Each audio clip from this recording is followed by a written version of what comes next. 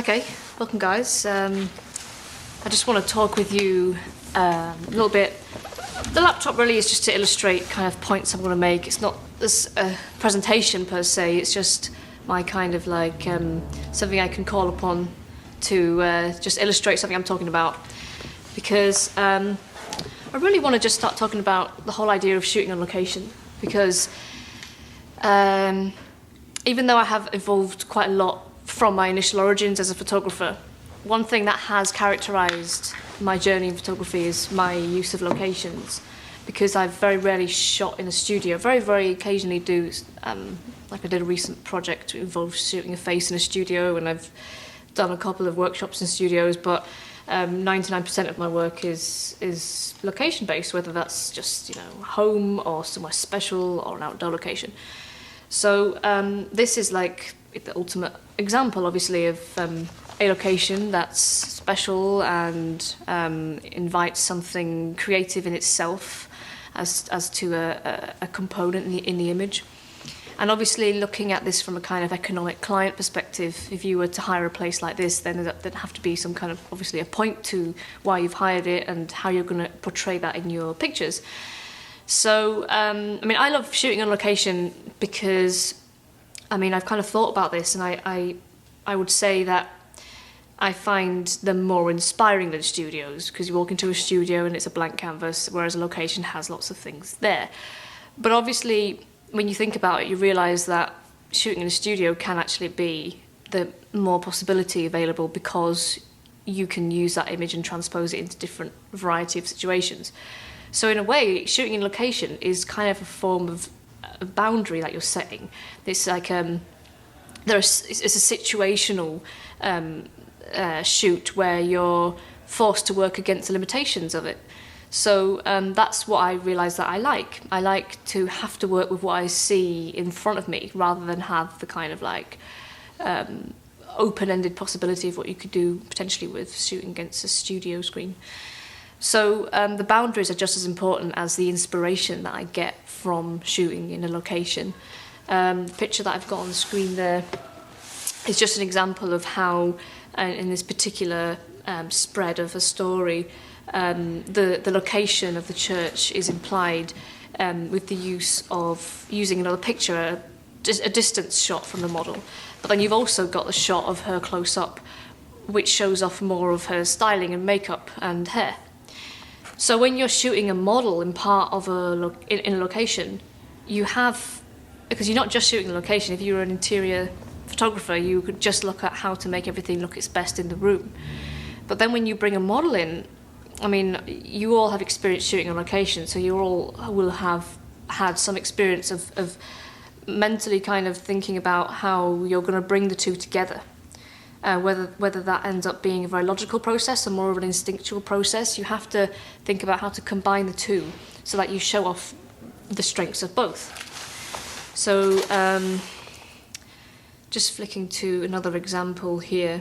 That might be done by having pictures where the model is at a distance, but also it comes down to as well your choice of lens as well, because you could imply the location in the background. Like, for example, these shot with 85mm lens, and they're close up to the model. They're portraits of the model, but they also have elements of the location within them, the magnifying glass from the fireplace that I picked up, and the quirkiness of the handle. And then you've got the amusement park one with the lights in the background. So the location, the model, and then you've also got the other things to think about, which are the lighting, because obviously the lighting is going to potentially completely reshape the look of the location. It has the potential to black out the background or to illuminate the background, or if you shot with natural light, you might be able to shoot a portrait that has, like, for example, sometimes if you use flash, you might be blacking out the background, whereas if you open your aperture and use natural light, you let in more of the light, you show the background, the context. The shallow depth of field in these images obviously obscures the location. But then it also comes down to whether you're shooting a story and whether you can spread out the opportunity between one picture to the next. So you then might choose to have, distance picture in another image.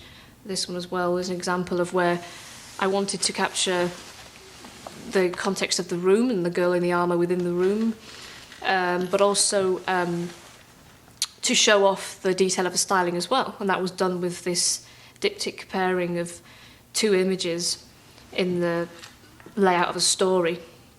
But then there's also images that where, I mean, as you're aware, I also do a lot of surreal images. And these are more challenging than fashion stories because I'm trying to do something compelling within one frame, within one final image. I mean, forget the surreal part for a minute. Really what I'm getting at is how I have put together an image that's both interesting of the model but also implies the location in a way that's worthwhile being there, you know, especially if you've hired it for a particular job and you want to make use of it. So with this image, even before I built the surreal aspect to it with the sea and the boat, it was quite a nice image in itself. It was a panoramic stitch of 2 shots. And this is something I often do when I want to show more context to a picture that's otherwise a nice portrait. Well, not necessarily portrait, but kind of like a portrait oriented image of somebody standing there. But then I want to show more of the room as well. But if I had shot that same image with a wide lens, it wouldn't have the same impact on the actual model because I wouldn't have the same depth of field, the same focus on her, and she would be distorted as well with the action of the wide lens. So photo stitching is something I sometimes do in order to incorporate more context into an image and to get benefit of both the location and the model together. And then the surreal part was really me trying to achieve something that went into the surreal fashion vein of the series that I'm creating, because I felt there was room and it called for it. Otherwise I would have kept it as a nice panoramic image, as I did with another one. Let's have a look, where are we? This one here, the one on the left. The one on the left is just a stitched picture, but it's just a stitched picture, it doesn't go any further than that, and it's just to show more context to it, the more of the room. It's also the inside of the doorway is a lighter exposure that I've transposed on as well to show more detail, whereas obviously in this exposure that was completely black. And then between the two of these pictures you've got more detail as well on the model in the right hand side of the pairing. Also I want to talk a little bit about lighting as well. My origins in lighting are all very minimalist. I've always used natural light, and I still use natural light when I can, especially mostly in what I do outdoors, although I'm experimenting more and more with lighting in all kinds of situations. But one form of lighting that I do really enjoy using at the moment is constant lighting. So basically movie lighting that I can work by eye with. And this is the light I use to shoot these particular pictures of model Ola and this church story that I created. And there's 2 important points to make about this picture actually. One is the lighting in terms of the film lighting behind her and the incense, which added to that cinematic effect. But also this picture was pretty much transformed in the processing as well, but only with very minimalist adjustments, in RAW mainly. So despite the fact I do loads of composited work, there is also work that takes only a few adjustments in RAW, and really for me that comes down to how good the styling is and how good everything already is in the image. If it calls for something extra, then I'll do it, but I also create a lot of fashion work where it is fashion, you know, it's what I try to make strong fashion images. And this one took on a whole new life, it seemed, when I turned up the temperature in RAW and just did some work to the clarity and the contrast and brought out detail that was not as visible in the actual RAW file on camera. And then the same with a couple more from these as well. This time the temperature was brought down to like this blue effect behind her and keeping the warmth on her. Something I want to mention with this picture, and pretty much any picture really that any one of us would shoot and present, it's really important, the selection of your images, because it's easy to come into a place like this and see the models and to just shoot and gather lots of raw material as if you're going out and gathering sticks, you know, come home and make a fire with, but you have to make the right selections. And this is something I want to talk to you more about later when, you know, we will look at your pictures and look at my pictures, and also I show other examples from other shoots. And this particular picture here, just to use as an example, the frames before and after this just didn't work. I can show you examples a little bit later when we do the editing. The pose and the expression in this picture is just right for me compared to the other ones. The other ones where she was slightly off, her expression was slightly off, her shape was off. And in this one, they all come together. She looks effortless, she looks comfortable, and yet she looks engaged with something in the distance. And I don't really know how best to theorise choice, because choice is subjective. We can't say that there really is a right and wrong choice. But then if you're shooting fashion, there is some form of fashion literacy that comes from just having looked at so many fashion images. Not that I've looked at zillions, but I look at a fair amount. Because I get my inspirations from a variety of places, not just fashion, because I'm not really just a fashion photographer. But when it comes to being fashion literate, it's just about knowing and sensing what looks right, as opposed to a pose that looks uncomfortable. Because the thing is, when you've got these amazing ingredients, location, model, lighting, styling, and also the equipment that you're using, the gear, the camera, the software you're editing it in, you've got all this stuff. But it still doesn't make it easy to make amazing image using all that stuff. Sometimes it can be hard because you've got so much power going into everything that you need to make sure you get the right refined result. And for me, I find that the selection is just so important. Some photographers shoot more than others, obviously. I tend to shoot quite a lot. I'm trying to slow down a bit more now as I become a bit more conscious in what I shoot, rather than acquiring a lot of excess that I later kind of dismiss. But then again, you know, my process is still instinctive, as it's always been. So I sometimes have to feel my way around a shoot to feel inspired by it, do some test shots, maybe do some test shots of the model close up, just to get an idea of what she's like. Because every model's different, obviously. And different models have different strengths. And sometimes I see photographers kind of trying to force a model to do something that doesn't suit either her personality or her styling. She might have her hair done up in a really complicated style, and it doesn't suit movement very well. Or she might have some pegs at the back of her dress, which doesn't suit her turning round or being facing the other way. And it's important to kind of like be aware, even if it is a subconscious process, but to think, at least now, sitting here, about how we learn so much about the model and the environment within that first 5-10 minutes of a shoot. And it's up to us to really follow, like, to heed that advice or to go against it. Because there's all these things that are calling out at you, and it's up to you to notice what the strengths are of what the model's wearing. Like if she's wearing a particularly big dress, how do you show off the largeness of it? If she's wearing a dress that has a pattern and it's very, it stretches out very wide, have her doing something that involves her moving so you can see the breadth of the costume rather than having it tucked away.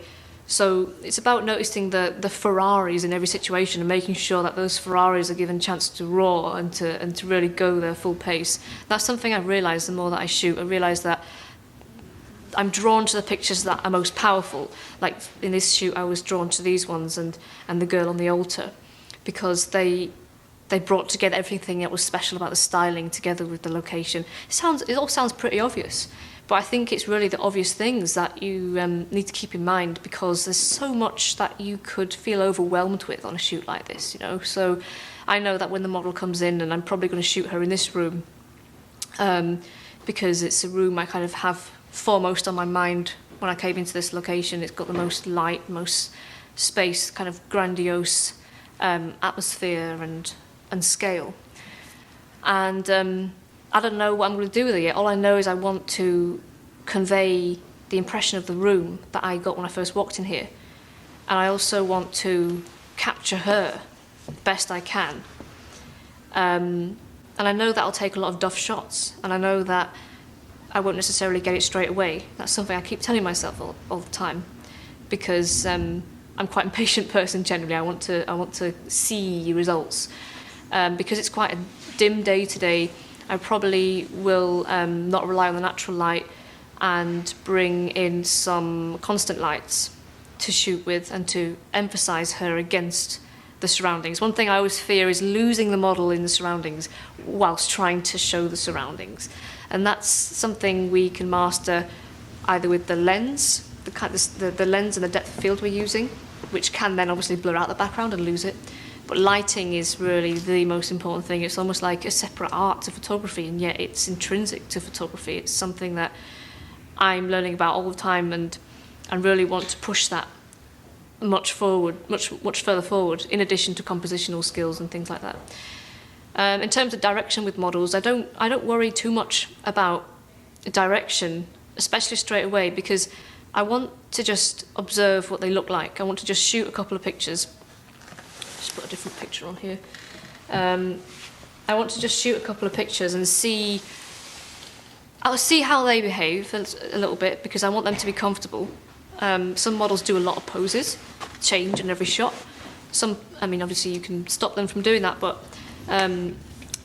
it's about seeing where their comfort zone is, because sometimes it's disappointing to get a picture where you like all the elements but the model looks uncomfortable. So the important thing is that she is comfortable, and it's a win-win situation, because I want to test some shots as well and just see how the lighting works. So that gives me a chance to learn about all the aspects that are starting in that moment. So when I bring the model in here, I'll just basically take some shots where I'm thinking out loud through the shutter, really, and get an idea of how I can build more context into the image once I kind of get my head around how to best convey her outfit. She's going to be wearing a very big outfit, so lens choice as well will be important. Just a word about equipment as well, because I've recently acquired more equipment than I've had before. Camera and lenses, new camera as well. And normally what I would do, this is quite important, because you're all going to have different cameras. And some of you might have the same as mine, or some of you might have an earlier model of something that doesn't have such an ability as the Nikon D800 that I'm going to be using. Because one thing that has changed since getting this camera is how far I go with ISO.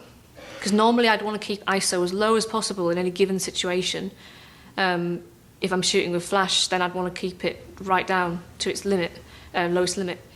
And if I'm shooting with ambient light, and I might have gone maybe 400, and probably no higher than that because of noise degradation risk. But with this new camera, I can go much higher feasibly with the ISO. I could in a situation, in a serious photography situation, go as high as 1600, whereas normally that would be unheard of for me with my previous camera. So that changes things for me, because then that means that I don't necessarily have to worry about stabilizing the camera as much as I might have to if I was using a lower ISO, and therefore had to bring my other settings down. And it also means that it affects the lighting as well, in terms of not necessarily needing an extra light perhaps to get the look that I want. But it's really important to note that I'm doing that because of the camera's ability to be able to render the picture without that much degradation at that level of ISO, whereas normally I'd want to keep it low. So for any given camera that you'd be shooting with, I'd want to know its limit with ISO and not go any higher than that, because sometimes I do see photographers shooting with very high ISOs, which sometimes come across as quite needless, because they're either shooting with flash and they don't necessarily need that extra ISO, or they could be shooting on a tripod or a longer shutter speed, depending on what the model's doing, how still she can be, or bringing an extra light so that you don't have to keep that ISO so high. And that's it. I mean, tripod-wise, I do shoot a lot handheld, but one of the key moments I would be using tripod, like the picture of the purple gown with the ship, that would need a tripod, because I'm doing that tilt from left to right, and I want to make sure it's on the same kind of level, same kind of even keel across the image there. Whenever I'm doing something where I think I might mask out the model partly out of the picture for whatever reason, then I'll shoot a frame and then get her out and shoot another frame exactly the same. But generally, I like to feel my way around without a tripod initially because I find it limiting to lock yourself down on a tripod to start with, and you might end up with an undesirable wonky composition where you've got parts of the location that aren't very flattering, like, I don't know, door frames and radiators and plugs and skirting boards. So I definitely, you probably already know this, but just to free yourself at the beginning of the shoot, almost like you're letting a dog off on a long leash, letting your mind off on a long leash, just to come back to down to what's important, getting the best angle fixed and getting the best angle of the model, and then working with that, building on that. So that's it really. That's all I wanted to kind of talk about initially. I'm talking more about all these aspects through the day and in the editing portion. What I want to do now is, if you have any questions about what I've been saying or any other questions to do with lenses or things I've done to my pictures, feel free to ask now. Well, I do. Yeah. Do you have a favorite lens and also a preferred aperture that you like to just stay within a specific range where you get a good amount of detail in the face, not too shallow, but you also keep some of the background? Lens-wise, previously I was using 24 to 70mm lens. Well, for most of the work that you see in my portfolio, generally I've used 24 to 70mm lens, which is nice, versatile lens. Obviously, you can make a portrait and a decent kind of distance shot using that lens in the same go. But then also a lot of the shots you've just seen now, the portrait shots, and the ones where you've got more of a shallow depth of field, a few of those were shot with 85mm lens, which I was using a lot as a portrait lens. And the thing I liked about that is being able to bring that aperture even more open down to 1.2 as opposed to 2.8 with the 24 to 70mm. But now that I've acquired new equipment, it's quite good because I've opened up my range even more now, because I can go wider than I've ever gone before with my 14 to 24mm lens. I don't know how well this will translate to making a decent picture of the model within a wide shot of a room that I might do, because it might be that the model is too drowned out by the distortion or just by the distance. It may be that stitching is the way to go, as I did previously, in order to achieve that wide effect, just to get the depth of field on the model. And about the aperture, I mean, really, I don't necessarily have a preferred aperture for a particular reason, other than trying to just let in as much light as possible without throwing things out of focus that I wouldn't want out of focus. I do tend to, I find that in a lot of my pictures I've ended up using 2.8 on the 24 to 70mm lens, because that's the lowest aperture I can get in terms of the aperture being as wide open as possible.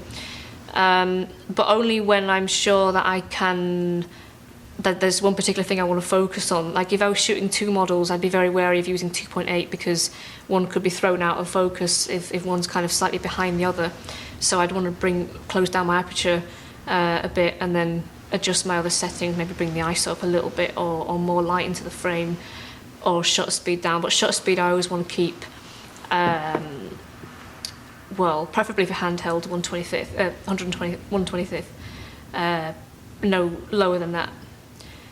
Sometimes 100th, but on tripod I can go even lower than that, but really the model might be moving a little bit even when I'm on a tripod. So really quality is becoming more and more a big deal for me, because I want to produce work that's editorial worthy, and not be disappointed if I want to do something to a picture and zoom in and see it's soft and blurry and things like that. So I love low light photography, which is why that camera with its 1600 ISO is really quite exciting for me, because it opens that door to be able to be more flexible without losing that quality there. So I think that answered your question somewhere in there. Any other questions? Sorry. Yeah, when you're doing your composites, Yeah.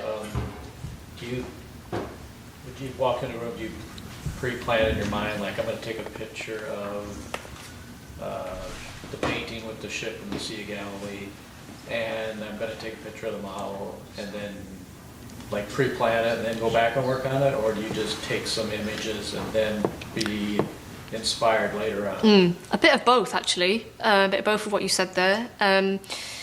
Sometimes more ideas than others. I mean, sometimes I actually take a picture of a painting after the fact, so after the shoot. So I wasn't even thinking about the painting during the shoot.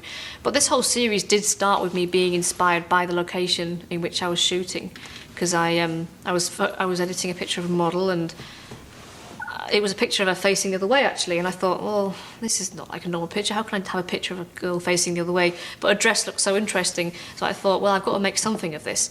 And then I ended up kind of taking another picture of her standing and photoshopping it onto the wardrobe she was looking at, so it looks as if she's painted onto the wardrobe. So then the whole picture made sense. It didn't look like she's just looking behind and lost. She looked as if she was looking at something.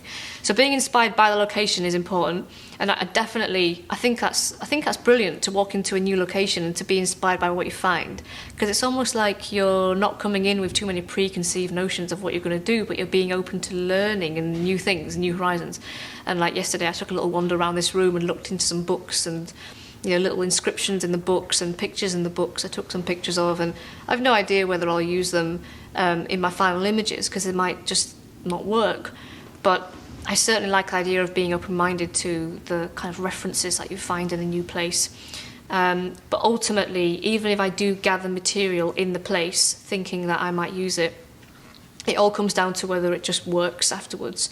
And what I'll just do, quite simply, is take the picture into Photoshop, both layers, and just put one on top of the other, and maybe turn down the opacity for a minute, or change the layer blending mode, and just see how it sits, like in terms of its synergy, colour-wise, tone-wise, just mood-wise with the picture. And sometimes I'll be like, ugh, no, that does not go at all. Like a brightly coloured parakeet just didn't go with a particular picture. When I put it on top, it just, clashed. And then sometimes there's this synergy, like even between textures of things, like the texture of a wooden cat in one picture that I did, and the kind of fabric texture of the dress a woman was wearing, and they just went together really well, and I knew I had to do something.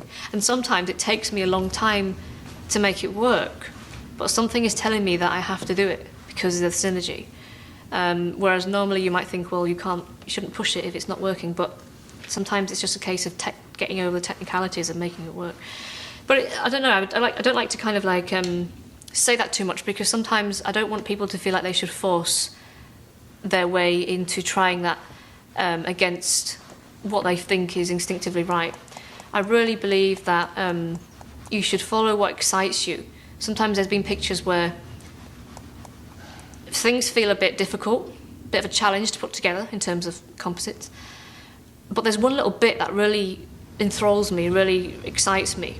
Let me just find an example of this, because I think it would be a good thing to talk about for a second. So let's say,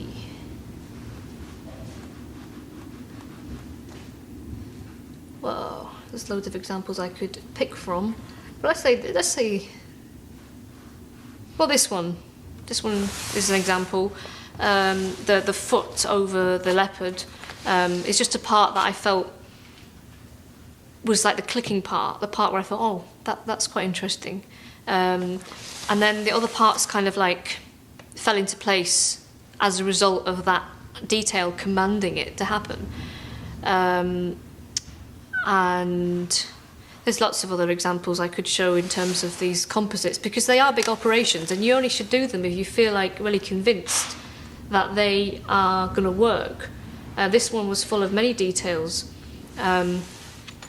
This one was actually one of the most conscious examples of where I've taken pictures of the birds of the wallpaper and thought, okay, now I've got to get a picture of the girl, and then I've got to extend the canvas and just really work on trying to make these birds come alive in different ways, but I didn't quite know how. And it was only really halfway through the process that I started to notice the shape that was being created, almost like subconsciously, through just allowing myself to move the layers around and reject what didn't feel right, and to see that this shape was produced of her joining to this, like almost as if she became one creature. So that's certainly interesting when you find yourself doing something that you didn't consciously think of, but is more instinctive. So, yeah, any more questions? So how do you nurture your creative mind off a location so that you come up with these great ideas within the location? Off of the location, like before it? Yeah. Most of the time I just wait till I get there. I I do save paintings and stock images in a couple of folders on my computer, but I feel sometimes a little bit, if there's too many pictures, like paintings, that I might have used that are not connected to a location, I've just brought them in. But if I've got too many to choose from, I might feel a bit overwhelmed, and I don't feel productive when I feel overwhelmed. I don't feel productive when I feel kind of like under pressure almost to make something of something. I find like I really have to kind of unlock that anxiety and just feel comfortable. That's the way I get the most pleasure out of creating. So to be honest, I just almost like wait till I get to the location, and sometimes look at pictures of it, obviously. But you know, details of pictures on the walls and paintings and things you don't really see until you get here, and you might see something that particularly inspires you, like the storm door picture of the girl with the ships coming from the dress. I mean, that picture, I saw the painting on the wall, and I actually felt an inspiration for it that was almost frustrating, because this is the painting itself. This was actually in the early days of this series, so I didn't quite know that I was going to do anything with this. I just took a picture of it because I thought that I liked it.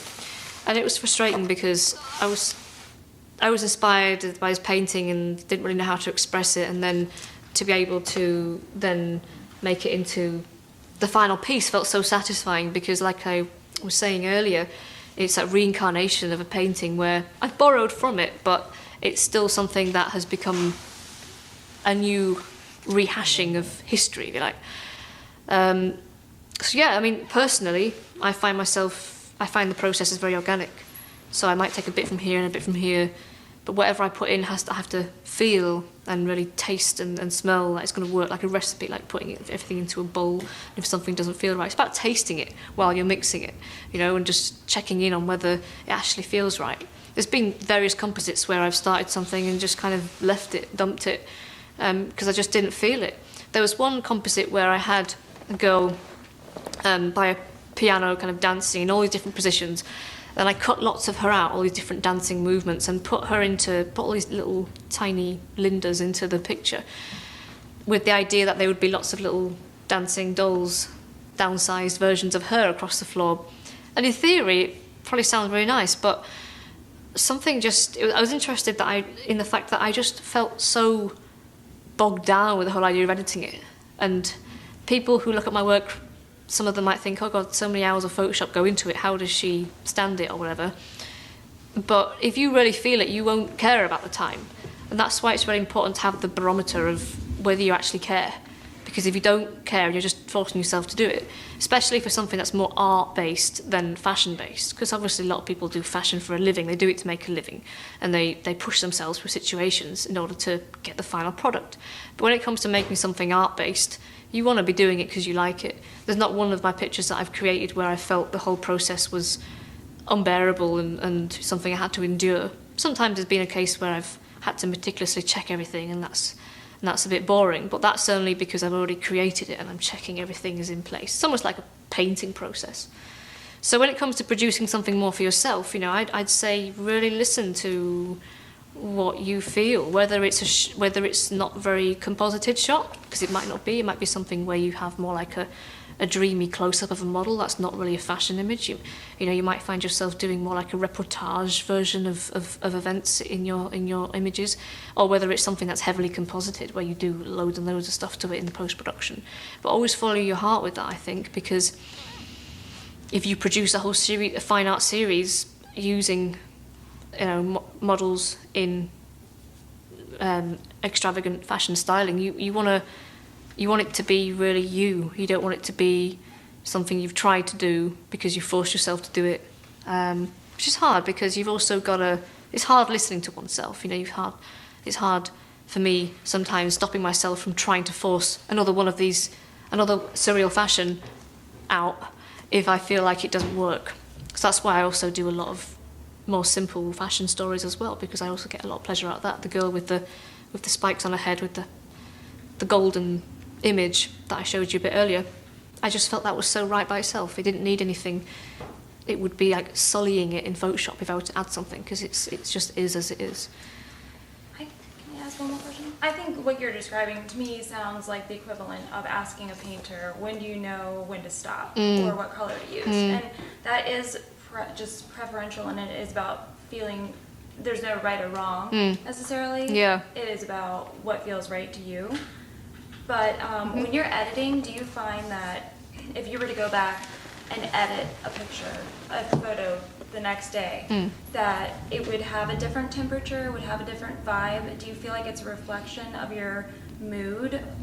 Yeah, definitely. I think there's truth in that, because to me there comes a point where it's finished, and sometimes like if I'm opening up an old picture in Photoshop just to resize it for a magazine or something like that, and then it's almost like sacrilegious to want to do something to it. Not that I do get the urge, but like it's almost like arbitrary what curves adjustment you've applied, what crop that you've done.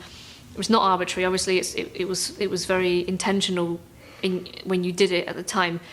But when you look back at the picture, you realise that really is a finished expression, and it's very rarely that I feel like adjusting a picture. It's usually if I feel like the picture has kind of it's not been rendered in the right way. Like, for example, if there's something wrong with the colour space, or if it's too dark in print and I have to adjust it to reflect how it really is supposed to look.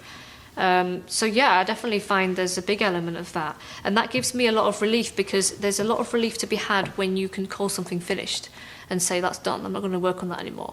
Having said that, I do keep all my files, keep all my Photoshop files, keep all my raw files, but I only keep them because it just feels right to keep them.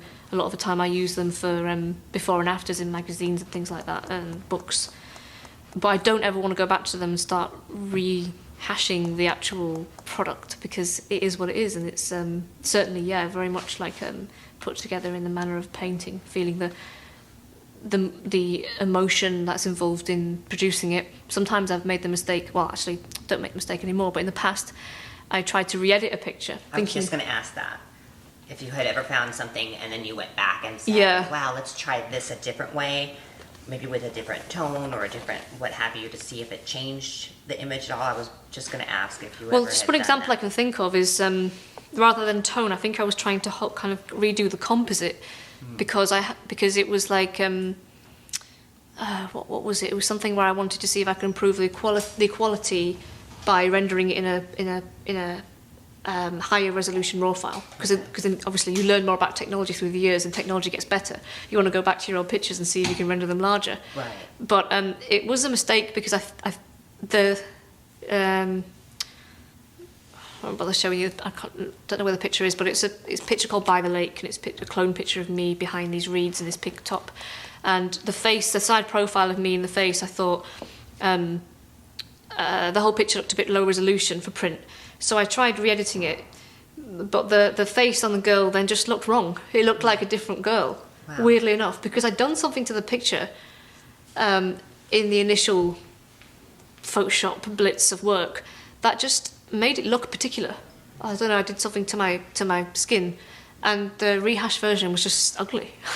I just didn't like it, so I thought, well, that's good, because it means I don't have to go back to all my old work and try and re-render them. Yeah. Yeah. The only thing I'd want to do is go back to the finished TIFF and see if I could do something like, like for example, you might use genuine fractals to increase the resolution of something for print if you want to print it even bigger. But I would not want to go back and recomposite it, because it just would feel wrong, especially if it was a very intricate piece. If it's just a few adjustments, maybe, but... I do like to hear, though, that you do keep all your work. Yeah. Because, and I mean, do you keep it forever? Have you had things now on... Yeah. That's so good to hear, because I have people that have told me, oh, you keep... No, since it's pointless. If you get what you want, you get rid of it. And I just can't bring myself to get rid of anything. No, I'm It's got definitely the some kind of same. sentimental value Yeah. from each point of my shooting career. It shows progression as well. And that is another reason why I've always kept everything. So I'm glad to hear that. I almost find it a bit sacrilegious to delete pictures, even if someone, like for example, like when Matthew does some test shots on it sets up a light at home, he does some test shots of himself looking to the camera like this. I don't delete them. I keep them all, because it just feels wrong to delete photographs of people at a particular time, even if they're really, just can't I mean, obviously for serious photography, I would keep everything. But even for like crappy pictures that you take, just as to illustrate how serious I am, I don't really delete anything unless it's like a serious outtake where you've just, it's blurred or black or completely blown out, or just a repeat picture of something you've got 10 pictures of in a row of test shots. But I very, very rarely delete anything. I keep everything on hard drives, and I've got like this massive hard drives building now, 3 backups, 2 backups of each round of hard drives. So it's becoming quite a library. Well, it will be a library more and more now that I've got a higher resolution camera. Yes, the D800 produces huge raw files. Yeah, it's going to be maybe more painful to do this whole process of keeping every single little picture, but still. That you could always even render JPEGs off just to be able to keep silly snaps. But for serious photography, I would keep everything. Yeah. Okay. So the model's going to be out shortly, and so if we have a couple of minutes break, I'll check up on the model, and then we're going to be shooting. I think most likely in here. And I really want to just articulate my thought process, as fuzzy as it might be in that particular moment. I just want to articulate it, talk about why I've put on the particular lens that I've chosen to start with, and maybe if I change the lens, and but whatever happens, you'll probably just see part of the process, because for me to look at the pictures on the computer and to kind of digest them will be the next part of the stage, really. For me in order to determine what actually is the outcome of that shoot. So yeah, I mean, ask any questions that you want to ask while I'm doing the demo shoot, and then after that I'll be designating models to each pair of you, and then going to a different part of the location to do your own shooting. And I'll tell you now, really, I mean, the challenge is pretty much just based on what I've been talking about, which is bringing together a decent picture of a model and location in one shot. And I want to see kind of like, I mean, this is what I'm going to be doing myself in the demo shoot, but then this is what you're going to be doing yourself afterwards, is really the ways in which you encapsulate the look of the model and the look of the location, and the strengths of the location as well. Like when I look at this room, I want to capture certainly the staircases somehow. The 2 statues at opposite ends of the room, I want to get like at least one into the shot ideally, unless I do a tighter shot in an instant. But as part of a series of pictures in this room, I certainly want to capture that. The chandeliers would be nice. They're obviously higher up, so they would involve kind of a lower angle shot. You could shoot across from one staircase. On the model on the other staircase, you could shoot across, and you would get the chandelier. I don't know what angles you like. But. Oh well, just really trying to think about when I start shooting how to capture the best combination of things, because sometimes trying to get too much in doesn't work. But then I want a picture that's going to be a wow factor. I want a picture that people can see this whole room in. And I have, when I've done some test shots in here yesterday, I've noticed that, by focusing more in on the spiral staircase, you then lose the other grandiose elements of the room. So it's really going to be about balance, and it's going to perhaps take some time to get the balance right, because it also depends on the model and how her outfit works in this room and how she poses in it. So yeah, I'm going to be talking about all these things, but that's going to be just to get your juices flowing. That's going to be what you'll be doing. I'm going to be asking you about the kind of challenges that you faced when you start shooting your model in your particular space in the house, and how you work around composition in particular to get both in the frame, doing justice to both of them. And then I want you to think about that first and foremost, and then also the lighting is going to play a big role in that, because the lighting will help you emphasize certain aspects of location and model. Just show you one last picture. Saves auto recovery file. Can I ask real quick on the ones where you show the side by side ones? Is it pretty standard for you to take a a wider picture and then another close up as well, so you have two to feed off of, or again, does it just come as you're shooting and then? I think it's certainly a wise thing to take a variety of shots, even if you're not sure whether close-ups are going to work.